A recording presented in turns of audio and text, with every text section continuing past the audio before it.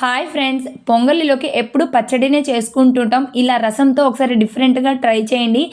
ఒక గ్లాస్ బియ్యానికి half cup పెసరపప్పు వేసుకొని నానపెట్టుకుంటున్నా అండి. వాష్ చేసుకున్న తర్వాత ఇక్కడ నేను స్టోర్ బియ్యం తీసుకున్నాను.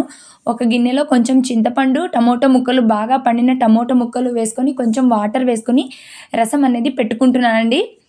ఇవి ఉడికేలోపు ఇప్పుడు మనం పొంగల్ అనేది ప్రిపేర్ చేసుకుందాము. ఆయిల్ వేడెక్కిన తర్వాత పోపు దినుసులు, కరివేపాకు రెమ్మలు, పల్లీలు, కాజు,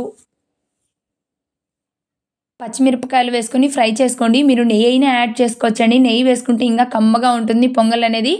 అలాగే దంచుకున్న మిరియాలు కూడా యాడ్ చేసుకుంటున్నాను. ఇక్కడ నేను 4 గ్లాసుల వాటర్ అనేది యాడ్ చేశాను. మీకు పొంగల్ ఇంకా మెత్తగా కావాలంటే 5 గ్లాసుల నీళ్ళు అనేది యాడ్ చేసుకోవచ్చు. ఇప్పుడు నానబెట్టిన బియ్యం అనేది యాడ్ చేశాను.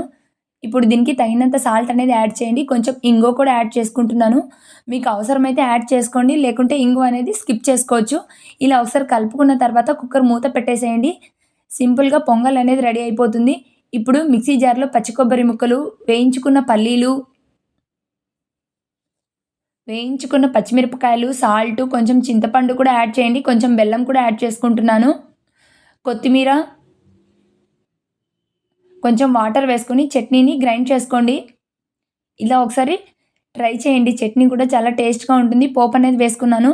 ఇప్పుడు టమోటాలు ఉడికిపోయాయండి.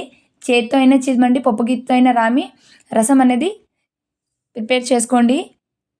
నేను చేత్తో బాగా చిదుముతున్నా అండి.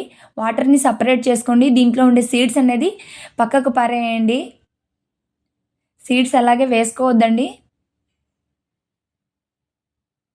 పొంగల్లోకి ఇలా రసము, పచ్చడి డిఫరెంట్గా ట్రై చేయండి. పిల్లలు కూడా చాలా ఇష్టంగా తింటారు. సింపుల్గా రసం కూడా అయిపోతుందండి. దీనికి తగినంత సాల్ట్ వేసుకోండి. కొంచెం బెల్లం, కొంచెం పసుపు, రసం పొడి అనేది యాడ్ చేసుకుంటున్నాను. ఇక్కడ ఎంటీఆర్ రసం పొడి, కొంచెం కారం పొడి. కారం ఎక్కువ కావాలంటే కొంచెం ఎక్కువ యాడ్ చేసుకోవచ్చండి. ఇక్కడ పొంగల్ సింపుల్గా రెడీ అయిపోయింది. రసంకి పోపు అనేది వేసుకుందాము.